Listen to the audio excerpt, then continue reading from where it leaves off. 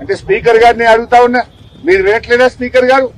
మేము ఎప్పుడన్నా ప్రభుత్వాన్ని నిలదీస్తే మా మైక్ ఒక సెకండ్ లో కట్ చేస్తారు కదా, ఆయన మైక్ మాత్రం బూతులు మాట్లాడుతుంటే, మన నోటితో మాట్లాడలేని భాష మాట్లాడుతుంటే ఆయన మైక్ ఎందుకు కట్ కాదు? ఇంకా ఎంకరేజ్ చేస్తారా?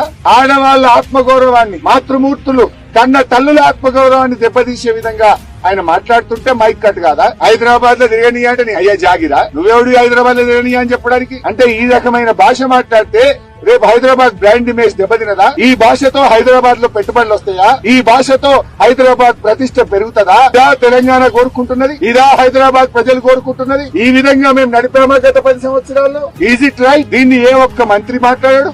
ముఖ్యమంత్రి గారు ఆపరు. ఇలా ఆ సభలో ఉన్న బీజేపీ నాయకులు మాట్లాడరు. ఇలా ఇద్దరు కలిసి ఒకటైపోయిన పరిస్థితి. बड़े भाई छोटे भाई एक हो गया, दोनों मिलके कल एक रास्ते में चल रहे. अदानी ने हैदराबाद తెస్తారట, ఇద్దరు కలిసి